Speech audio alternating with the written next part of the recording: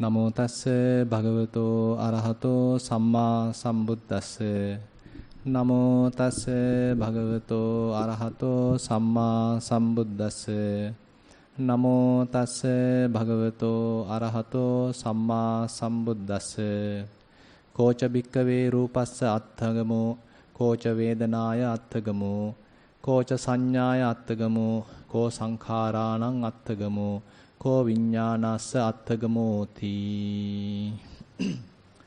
Dear venerable brother, Dhamma friends, actually yesterday we started the new sutta, and that is named as Samadhi Bhavana Sutta. Actually Buddha starts it telling that Samadhim bhikkhave bhaveta samahito yatha bhutang pajanati. So please develop concentration, and once you develop concentration, you are able to understand things as they truly are. Now, in order to get into this topic, I explain taking some information from the Ānāpānasathi Sutta. So there are two stages very much like. The first stage is where we systematically developing enlightenment factors, we would say. And then the second stage is you arrive some kind of a stage where you are capable of maintaining the mind fairly unattached. So while dwelling there, while in the building, while in that refuge, so still you are recognizing various defilements, various attachments still happening, and then still further continuing to develop the enlightenment factors. So these are two categories or two stages, we would say. First stage is you are simply establishing and starting from very basic mere or bare attention, and then getting to the faculties of the mindfulness, faculty of various other factors like wisdom, concentration, say faith, etc. Then you come into another level, what we call as the power, sati bala, indriya bala, all that. So basically there are different stages we can recognize how our mind is growing as we are continuing our practice. And once we are slowly arriving a fair amount of maturity, we would say, then you may feel, okay, now you are fairly pointing towards Nibbana, where you are recognizing your own shortcomings, you are recognizing where I go wrong. You recognize what are the tendencies in this mind, what are the influxes operating, what are the governing factors, how this mind is operating, and so how I can keep the mind more pure, unattached, relaxed, without any stress. So that comes because you have understood to some extent. You start investigating yourself. It is not that someone is pursuing or say asking you to do or encouraging you to do. Rather, you yourself start developing that kind of a self-exploration, introspection, so that you can understand, so what's really going on? So that how can you keep the mind calm, relaxed, unattached? So this is not the beginning of the practice. This is rather another phase of your practice. We can say maybe advanced level. Previously we were in the O level. Now you are in the advanced level. So at advanced level, say you already have gained certain amount of understanding. So here you are not simply knowing 1 + 2 is 3. Rather you are doing some, say, higher end mathematics. So likewise, so in the practice also, so once you reach the second stage, so you have your hands-on experience, you have certain amount of confidence, you know how to overcome certain amount of defilement. So slowly you are further developing. So that is the second stage that we understand that this sutta really relevant. What we have referred today, what we call as the Samadhi Bhavana Sutta, where Buddha mentioned once you are maintaining this amount of clarity in the mind, then you can further know the reality. So this reality is not that you understand, okay, they are merely earth element, say water element, air element, and say, what's the other one?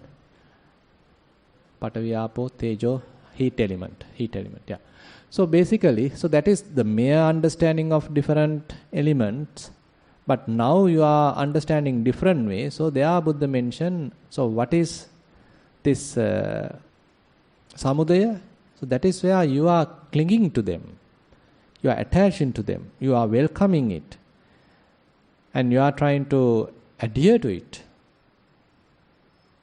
First you understood what they are, going through your previous stages during your O-levels, and now you are recognizing how your mind get attached to them. So here very much like you are going through your mind, observing your mind's intricacies, your mind's tendencies. You already know what are the different forms, you already know what are the sights, sounds, smells, tastes, tangibles, thoughts. You already know what are the feelings. You already know what are the perceptions, sanya. You already know what are the thoughts. Already know a certain amount of consciousness. So you have some amount of understanding. But that understanding itself is not preventing you from attachment, but it may give some amount of relief, because time to time you have the capacity to maintain mind in the release mode, but still not perfect. Even though you still have the capacity to release the mind, relax it, no attachment, but not yet perfect. Again go and attach, again go and say delight in it, again welcomes it. So you can understand. So this kind of a property in us, even though you are, say, with the sealer, say still you have the desires. Even though you are with certain amount of concentration, still you have certain amount of restlessness, certain amount of agitation. Even though we develop certain amount of understanding, wisdom, sometimes again we build up certain amount of foolishness, so stupidity, sometimes acting like a fool. So that means still there are some more defilements are available, still operating. So this sutta actually emphasizes so that tendencies in our mind, where mind go and attach with it and seeking that delight, welcoming that delight, and once it is there, you go and adhere to it. And adhering to that indicates mind has clung to it, mind has grasped it, and you have become someone now. You have lost your mindfulness. So you are in the film, you are acting now, you are enjoying that. So you are no more in the cinema, but you are in that dream. You are in that whatever the fantasy, completely bewildered like. So now we are discussing the other side today. So the opposite. Kocha bhikkave rupassa attangamo or attagamo. Ko vedanaya attagamo, ko sanyaya attagamo, ko sankharanang attagamo, ko vijñānas attagamo. So what is this passing away of forms? What is passing away of feelings? What is passing away of perceptions? What is passing away of formations? What is passing away of consciousness? Now this is not merely, arising and passing away. Typically we see form arising and passing away. So when we give that terminology, probably you may think, okay, there is hardness, I was observing that, then it has disappeared. There was a painful feeling, I am observing that, so now it has gone, it has disappeared. There was a sign in my mind, kind of a stain, kind of an image, so I noticed that, now it's gone. There was a thought, I was observing that, it has gone. So likewise, so this is another understanding we have, arising and passing away.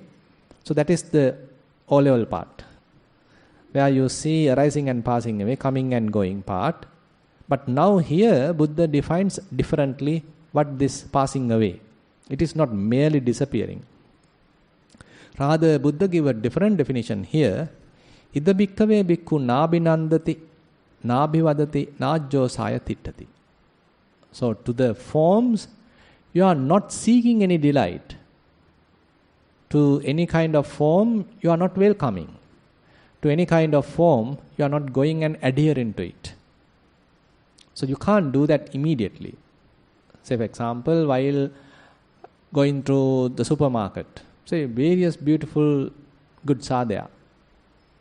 So you have seen them and you have enjoyed them maybe, and they are quite attractive, very beautifully wrapped, well presented, and maybe a salesperson is further promoting. So you are tempted to go and buy it, isn't it? It's not in the list maybe, but still you go and buy. Because it's so tempting, so attractive. So you eagerly go in there and you are simply catching it and maybe spending some more money, and ultimately you buy it. So our minds are fairly conditioned by advertisements and all that, whatever the thing. So inner desires, and they are the ones winning ultimately. It is not that it's really essential or really need, but your desires are, pursuing you, pushing you. Okay, just please, I need it, I want it. So you are buying it. Now here the opposite is, even though they are there, so you have the capacity to not to buy it, not to get it, not to get attracted to it, but you are maintaining mind calm, relaxed, quiet.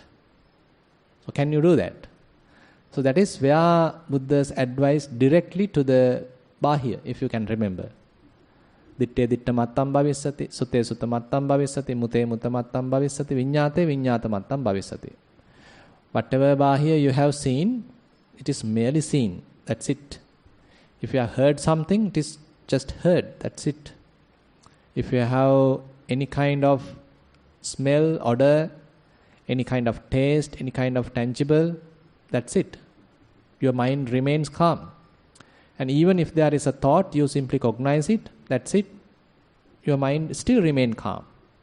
Your mind not getting, much involved with it. So, as we are practicing, so we have to come to this level. We have to reach this level, in a way, through our practice. Say, for example, we typically advise yogis, okay, while doing walking meditation, okay, keep your attention on the steps. Left, right, lifting, placing, lifting, moving, placing. So this is the first level, or level, where we do them deliberate maintenance of mindfulness, establishment of mindfulness. We recognize a certain object, certain activity, so we purposely keep our attention there. That is necessary, essential for us to develop. So you can't do A-levels without passing O-levels. I don't know. Maybe possible today, but not previously. So it's compulsory to pass O-level. So likewise, so here you need to do this systematic practice and seeing their true nature in the arising and passing away, how they are coming and going. So that is necessary. Then you develop certain amount of understanding, how they are impermanent, how they are unsatisfactory, how they are, say, non-governable, non-self, all these things are there. So you develop certain amount of capacity, and that makes your mind lifted up, not being deluded by these things, but time to time your mind get released, time to time mind get lifted up. Now Buddha say, so even though you lifted up, so why you go and collapse? Why you still go and hang on to something? Still go and asking something? Why are you still seeking it? Why are you still welcoming it? And once it is available, why are you going and adhering to it? So you can see how the defilements are still operating within us. So even though you have seen the reality, but still fair amount of further training is required. So this sutta really, in a way, encourages us in that further training. Where idabhikkave bhikkhu nabhinandati nabhivatati najjo sayatittati. So that is where the Atthangama is represented here. Quite different from the previous stage, simple arising and passing away. But here, Atthangama, the passing away is defined where you are capable of not promoting any kind of a desire in your mind. Not seeking that, seeking delight in that, not welcoming that, not adhering to that, but keeping the mind calm, relaxed, quiet, maybe in the equanimity. So, and here Buddha is asking, Kincha nabhinandati? So, nabhivadati najjo sayasittati. So, what you are not grasping, what you are not seeking delight, what you are not welcoming, what you are not adhering, So that is the rupang nabhinandati nabhivadati najjo sayatittati. Vedanang nabhinandati nabhivadati najjo sayatittati. So one by one, so Buddha defines, okay, you are not adhering to or attached to, welcoming, seeking delight in the forms, seeking delight in the feeling, seeking delight in the perception, seeking delight in the formations, seeking delight in the consciousness. So let's take an example. Say for example, say you are feeling bored. So what are you going to do? Are you promote thinking? Wrong decision. Are you promotes writing an email? Are you promoting watching a movie? Are you promoting listening to music? Are you promoting some association with your friend? So we encourage something, isn't it? We somehow get engaged with that because we feel bored. So we want to break that boredom. So the only method we know, maybe at that moment, is to find some delight through some kind of a sense gratification. By seeing something, a beautiful movie, beautiful picture, maybe YouTube, maybe a cricket match. I don't know. Now, today I think there is no Sri Lankan participation. I didn't get a message. So you didn't get an update. So you are not that encouraged today to watch the cricket. But next day, say, I don't know, tomorrow maybe, so you get an update. Today Sri Lankan team is playing. Now you are thrilled. You are seeking delight in it. So you are a bit, active in that time. But there is no, if assume that you are a real cricket fan. So when there is no Sri Lankan participation, you feel, bored. But when there is a Sri Lankan participation, you are really, enthusiastic about it, seeking delight in it. But if they are unfortunately defeating, then you get a little depressed and, not a good day today, bad day today, bad luck. We lost the, toss. Even though we won the toss, still the, cricketers, batsmen did well. Whatever, there are various reasons. So somehow we are trying to pacify ourselves. So likewise, this is typical way of living. So you can apply the same principle to all the daily activities, how we are seeking delight with something. So you can't simply stay quiet. Your mind can't simply say, just stand still. You feel bored.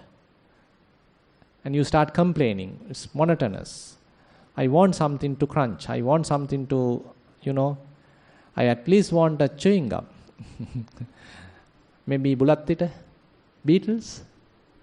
So that's why people want something, just to chew it, just to imagine. So if your mouth is not working, okay, I want something to make using your hand, maybe writing, maybe sculpture, maybe drawing. So you want something to occupy yourself. If nothing is there, you are simply thinking. Not taking money to think. So you engage in thinking. Can you keep your mind without thinking? Interesting. So you can see, how we are, in a way, build up to occupy our minds. Either through the bodily action, we occupy ourselves.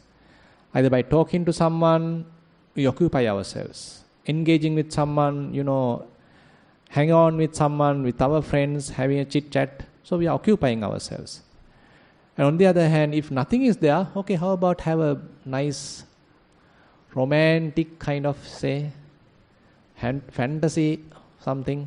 So you are imagining how I was doing it, how I was playing, how I was doing, how I am going to do it. So you can go either to the past, to the future. So you need something to occupy your mind. So this is the nature of us.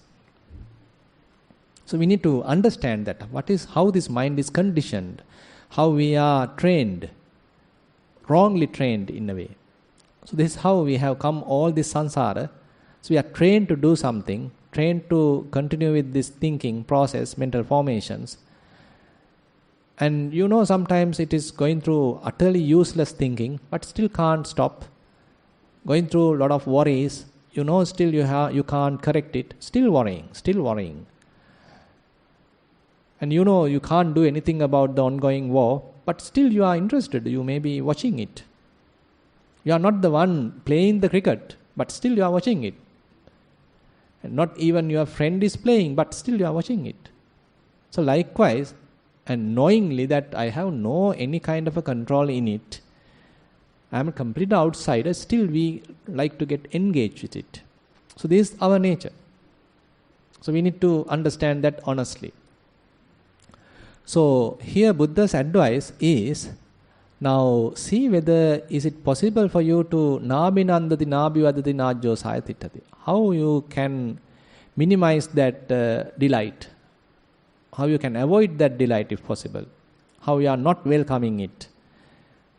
And even if it is there, you are not going and attached to it. You are not going and mixing with it, going and involved with it, going and adhering to it. So that you can't simply do by mere willpower. You can try, but mostly you will fail.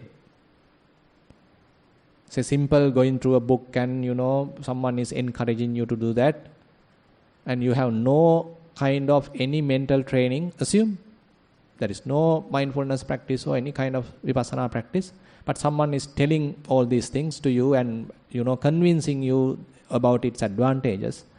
Can you immediately do that? Unlikely. It's impossible. So you need that first part. The first part is the O levels, right? So that going through the systematic one part to the other, linear training, everything is needed.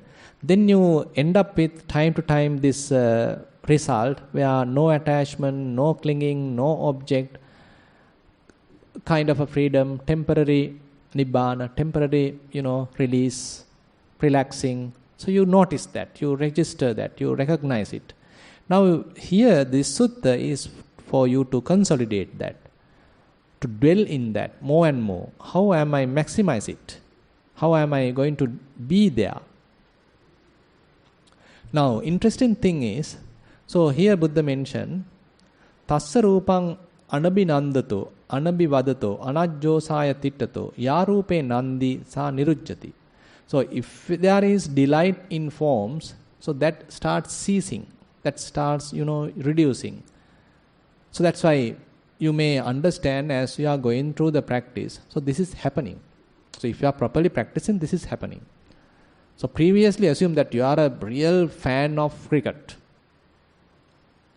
But now probably you, time to time you get a, little bit of interest when only the country team is participating and when only they are winning, but not they get defeated. So when only that your favorite cricketer is playing, but not every others. But previously, say after several years ago, you can't even eat without the TV.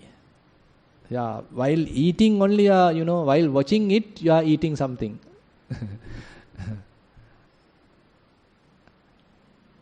But now, say you are a different person, but time to time you watch it, maybe through the YouTube, maybe using the phone.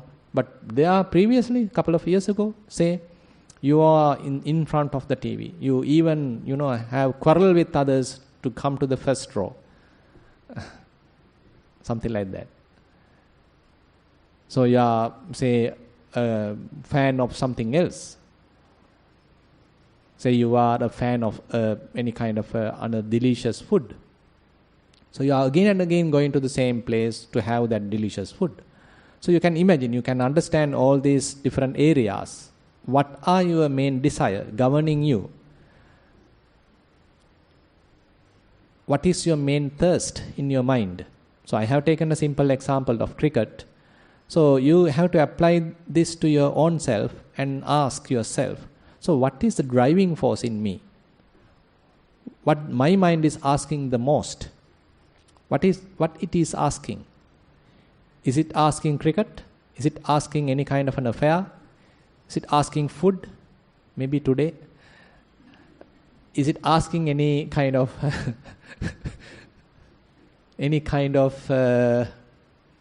taste? Asking any kind of tangibles? Maybe a good touch, a soft touch, association, or is it asking any kind of good words? So different kinds of needs are there. So what is your main need? So it even can vary. So what is the present need we have? So when if you can recognize that, so one possibility is to let it go, rather than trying to promote it, rather than trying to fulfill it. So here actually, on the other hand, we are practicing the Four Noble Truths, where you are recognizing the craving, and how are you operating onto that? Dukkha samudayang ariya saccang pahatabbang. So you recognize the desire present in your mind, you need to simply abandon it, let it go, rather than fulfilling it, rather than simply trying to satisfy it. So the same thing here also, where you recognize that trait in your mind, how this mind go and attach to it, seeking delight in it, and welcoming it. And if it is there, unfortunately you lose mindfulness and adhere into it. And more you recognize it, slowly you are able to unwind it, detach from it, and maintain the mind unattached, maintain the mind relaxed. Even though that is there, even though your eyes are open, even though you can hear various sounds, music, still now have the capacity to maintain the mind calm, relaxed. So what that indicates, here Buddha mentioned that that desire to that particular object is reducing. So desire to cricket is reducing now. Desire to like beautiful music, to some extent now reduced. Previously, say you are a real fan, I mean, if that particular band is coming to the town, you definitely go there. You are taking the first row, you are spending a lot of money to, buy the ticket. And you have various collection of CDs from that particular band. So, like, there are such people, Such people are there. I mean, the series of collection they have, I mean, that is their property, and that is more than their children, so this is more important. Some people maybe stamps collection. Some people, the series of CDs. Some very wealthy ones, maybe different cars. Cars? Here we can't afford, but if you go to US and many other countries, there are people who have a series of cars. Maybe in the winter one car, maybe in the summer another car, maybe with her another car, maybe with him another car. So you have a series of collection of cars. So that is their main hobby or their main desire, their, that trait in the mind. So we ourselves, maybe you can understand, you can recognize in yourselves, what is my trait? What is your collection? Are you collecting stamps? Are you collecting, past memories? Is your phone filled with so many images, photos of your past, with your children, with your grandchildren, with your friends? Or have you gone again and again to see beautiful sceneries and your phone is filled with a lot of photos? Or your phone is filled with a lot of, say, music? So there are people, while traveling on the train, so you can see the earplugs, enjoying. What? Maybe music, whatever. And nowadays people are having many different desires. So they are fans of the Facebook, fans of, I don't know, so many things are there. So all of them actually occupy ourselves, consume our mind in a way.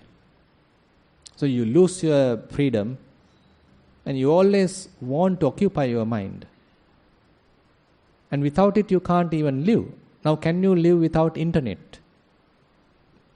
Can you live without electricity? So maybe about 50 years ago, did we have internet? Now even in Nissarana, if we don't have internet, okay, we are going to complain.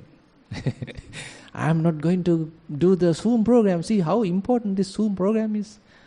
But before COVID, there is no Zoom. But now, all of a sudden, now say the Zoom company collapse. No more Zoom. You are sued.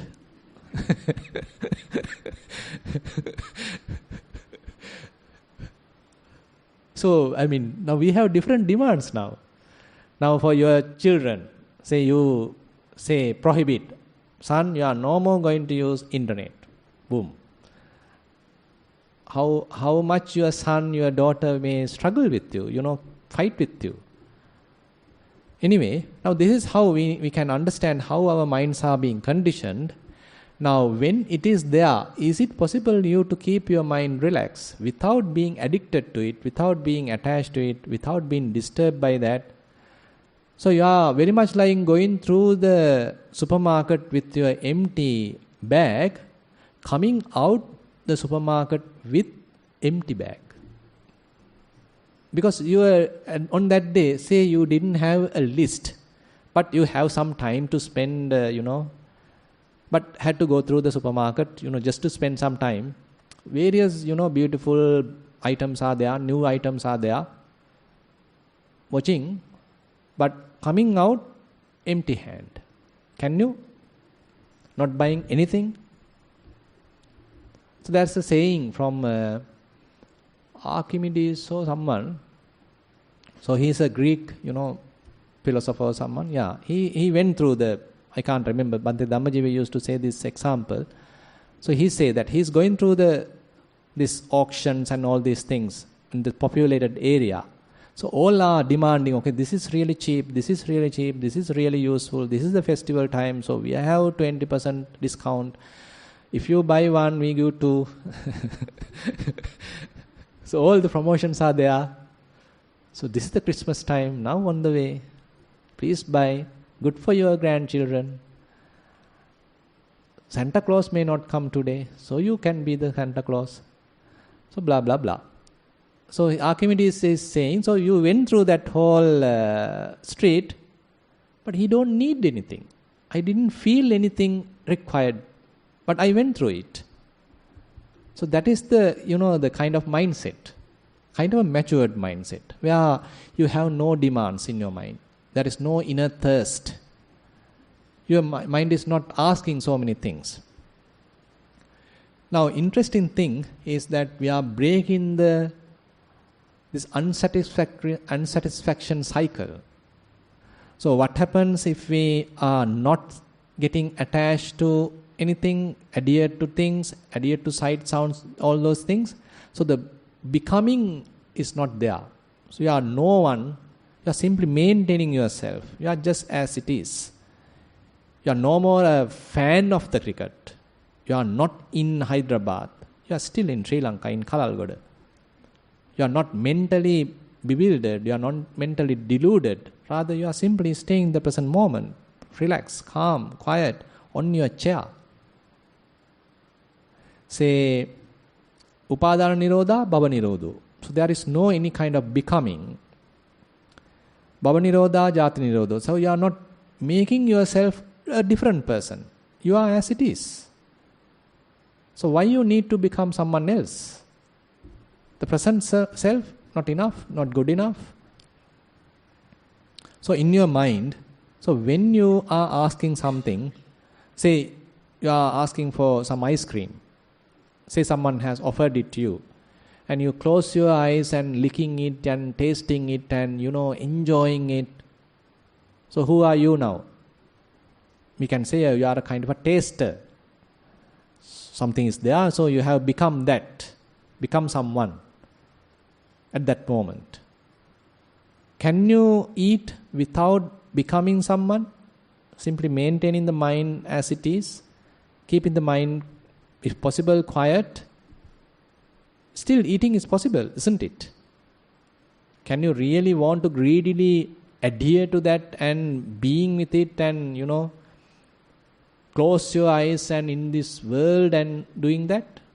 Or you can simply eat for the sake of eating, just to maintain the body. Understand the purpose.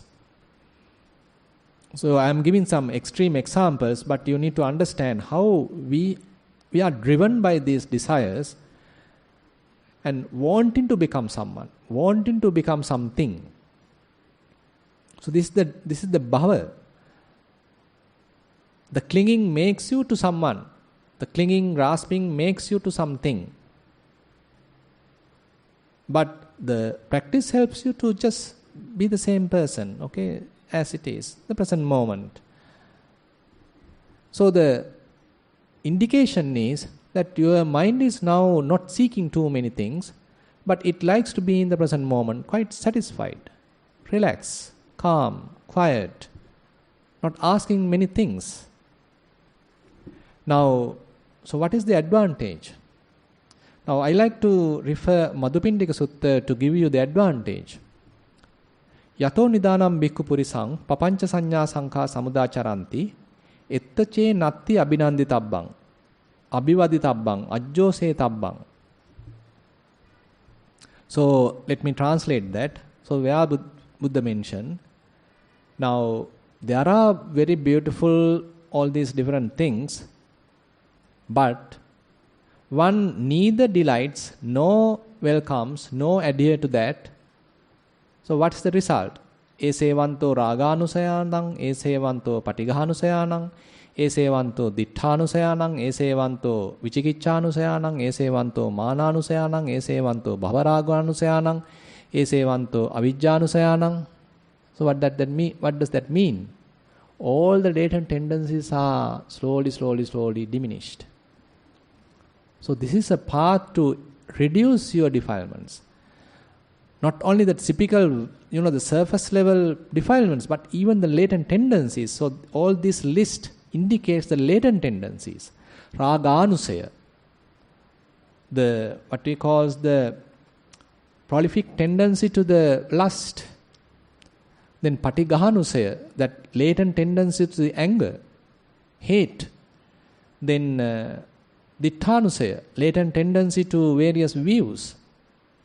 Vijikichanusaya, latent tendency to have doubts. Mananusaya, latent tendency of the conceit.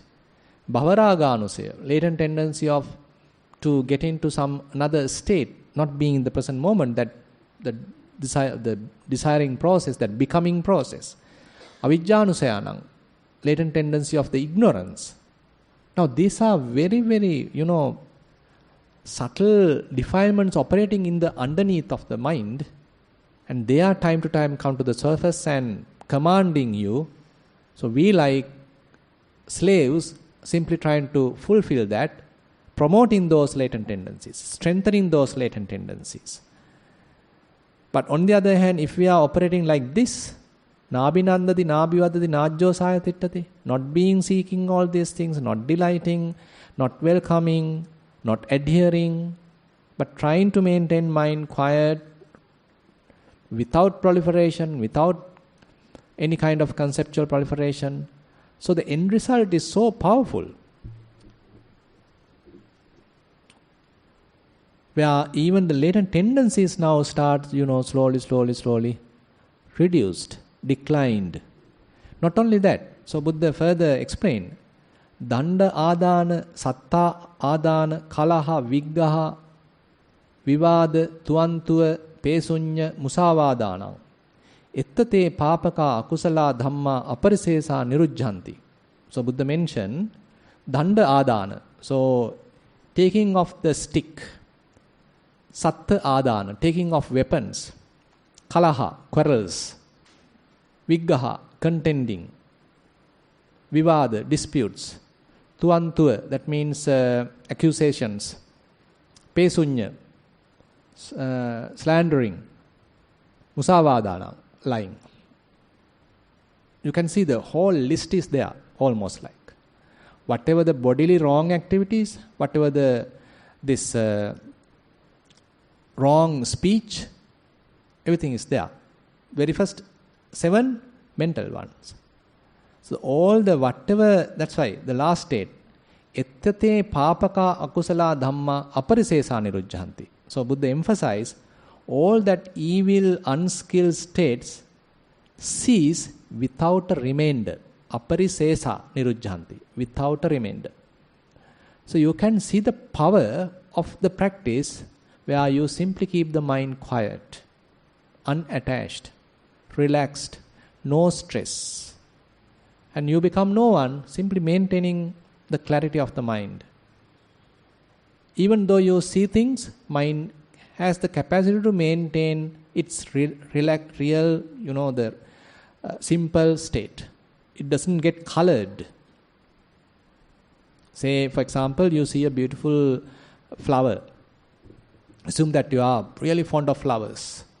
Many vases in your house. Many, flower beds. And you spend a lot of money for flowers. And that is your main hobby, whatever it is. Now, once you are looking at it, so more you appreciate it, more you welcome it, more you are dealing with it, so your mind get colored. By seeing that object, by seeing these flowers and enjoying that everything, your mind get colored, mind get conditioned. You lose yourself, you lose your clarity, so your mind is conditioned now. Say you are enjoying certain music, say you have lost the love affair, heartbroken. Now, who's that? Kapuge. Now he is coming up with a real, down kind of virahagiyak. I don't know the English term. So you come to that, and on the radio, on the TV, on the that, you are there with tears and my goodness. Everything is going on. So I myself have done that. So I can explain that to you very well. As a layman, by the way. I ordained at 36. So spent 36 years as a layman. So I have all the experiences. So how I behaved during that time, during a heartbreak, losing of the romance, losing of the, my beloved so-and-so. So you are fully, colored, conditioned, mind, you are no more yourself. You have lost your simplicity. You are a victim of that whole fantasy. But, so what are we promoting? Patiga anusaya. Kind of latent tendencies. Maybe raga anusaya, the lustful tendencies. If I am a bit angry of the person who has acquired her, maybe the patiga anusaya. I can even kill him then. So how people are going and, attack. Tatta adana, they are taking the weapons. Danda adana, so they are taking the sticks. And probably they are using lies, they are using the slandering, just to break the affair. That you hate that your loved person is now being with another person. You can't, see that. How can I bear that? Ultimately she is having an affair with your best friend. Imagine that. Can you? So people go and kill. Satta adana danda adana tuan tu pesunya kalaha viggaha vivada. Everything is there. You end up with a lot of mental agony, despair. You use a lot of unskillful words, and you may even end up with unskillful bodily deeds. You can engage with disputes, maybe quarrels, wars. Everything is there. But if you are not doing it, beautiful girls are there. But if you don't need now you don't need an affair to start with, because I went through it, had enough. No more fools, no more foolish stuff. So beautiful things are there. They are not the problem. So girls are not the problem. Problem is the lust, the operating conditions in your mind. So how the mind getting occupied with the images of this girl, images of your loved one. So now when you are keeping your mind, when you observe your mind, what is your mind being occupied? Say you are a mother. And what is your mind being occupied? So what is your favorite image? Again and again harboring in your mind, occupying in your mind. Maybe about your son, maybe about your daughter, maybe about your grandchild. Just ask from yourself. Just see your mind. So how the mind get occupied? How the mind get, maybe we think, okay, I am loving him. I love my children. I love my grandchildren. Without them, I can't live. How your mind is occupied. How your mind is conditioned, colored. But through the practice, time to time, you can understand, okay, my mind has nothing. No occupied. Nothing is occupied. Complete clarity. At least temporary. It's a purified mind. Say, for example, you are having a glass. And due to dust and due to, say, rain and whatever things, it is really blurred. You can't see through. Here and there, certain particles are there. Stains are there. And one day you got a little time. You thought of, maybe I better clean it. So you use some cleaner and glass cleaner and all these things, wiper and clothing and everything perfectly cleaned. Can you see through it now? Yes, you can see through. Even the presence of the glass is not evident. So that's why we have pasted little something here. Be careful, there's a glass. Sometimes people go and hit the glass because they can't see. There's a presence of the glass. To that level, it is transparent. How about your mind? Is it transparent or occupied and opaque?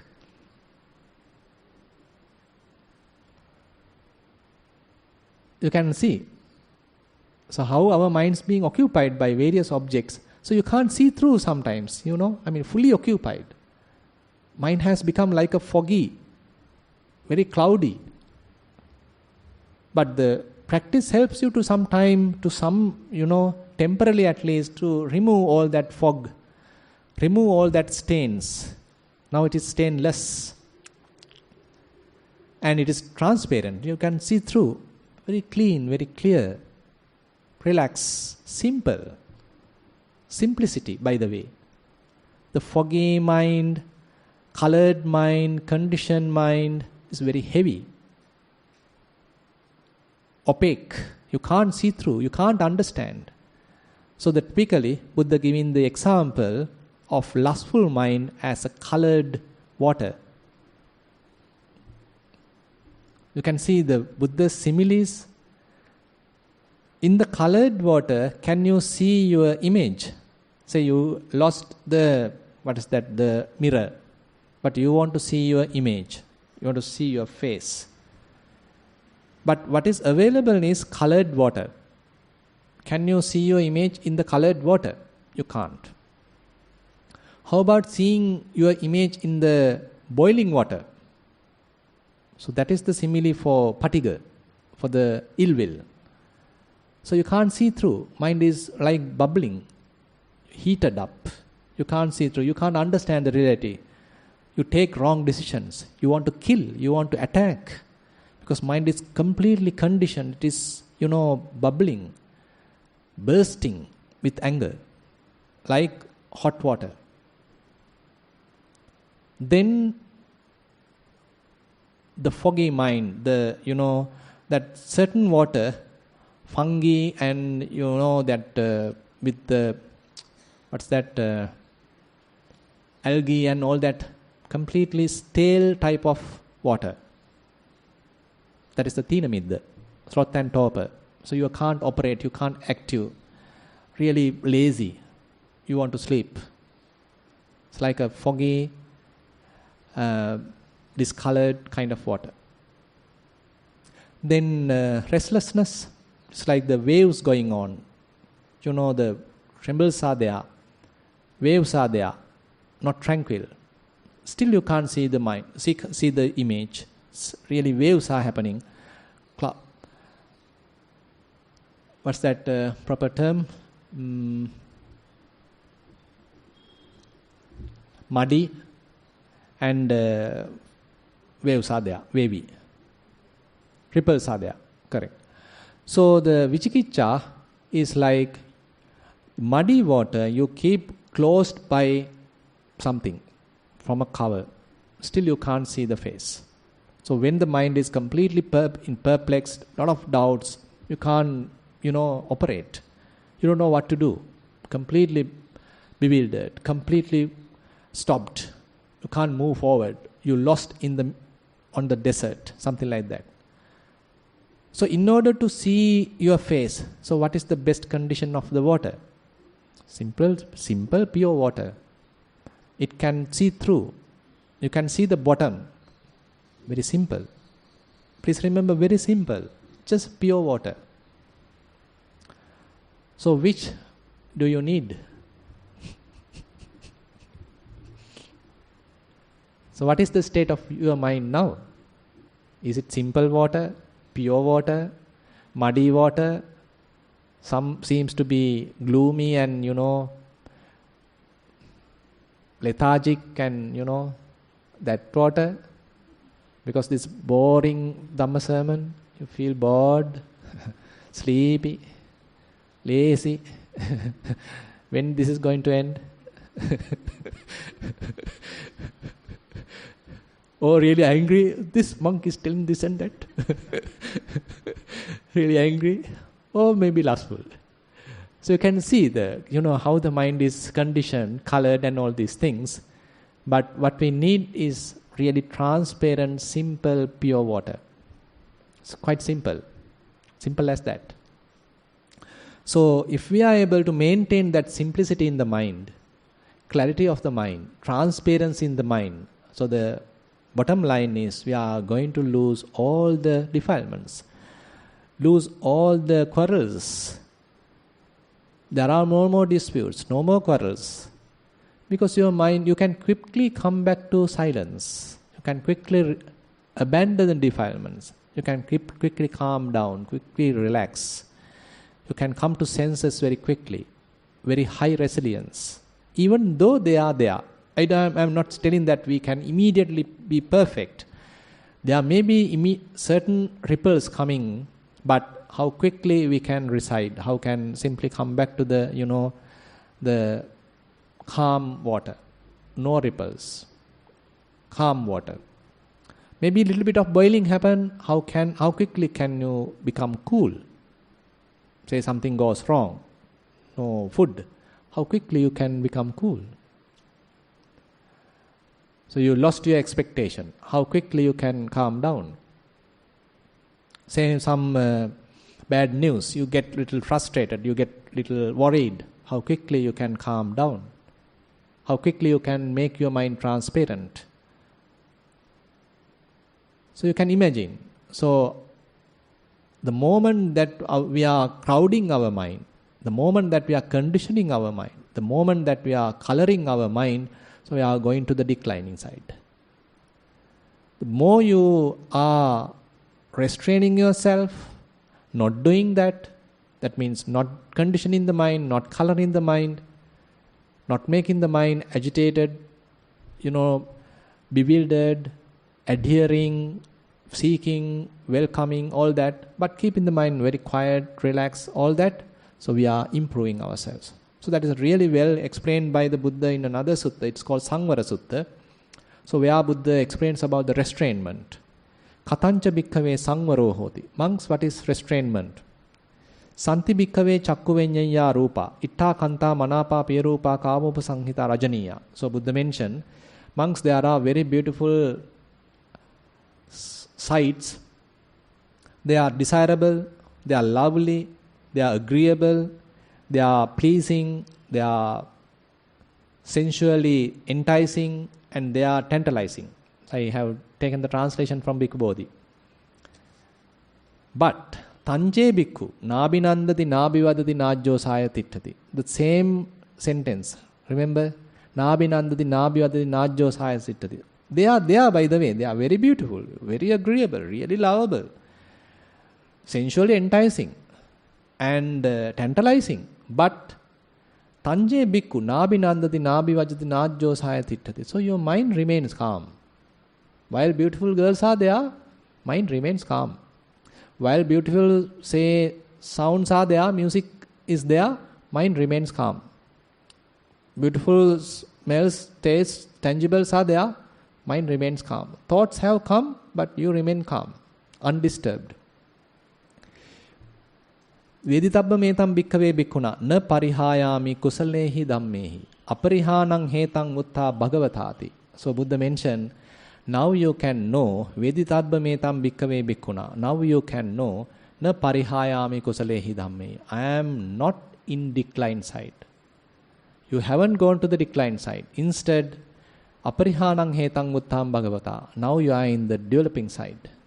So you are further getting closer to Nibbana. You are trying to be calm. You are, quenching yourself, relaxing yourself, calming yourself. No thirst, no desires, no agitation, calming. So with that, I like to conclude today's Dhamma sermon. Thank you very much for attentive listening. Okay, දවල් දාණය. මළගේ ඥාතීන්ට පින් පැමිණවීමත් මෙහි සිටින සියලු දෙනාට වහවහ ධර්ම මාර්ගයේ කෙළවරට යාමටත් අප කෙරෙහි අනුකම්පාවෙන් අපට ධර්ම මාර්ගය කියා දෙන ගරු ස්වාමීන් වහන්සේගේ සියලු ප්‍රාර්ථනා බලාපොරොත්තු ඉක්මනින්ම සාක්ෂාත් කර ගැනීමටත් මෙම පින් ඉවහල් වේවා. Then heal දාණය merits to Rohan's grandparents, parents and all relatives passed away this life and previous lives. Merits to Bante and everyone here. May all realize the Four Noble Truths. So that is the sharing of merits. You don't have the mic. You have it. Okay. So now I cordially invite Venerable Dhammalankara to share the merits with the traditional verse.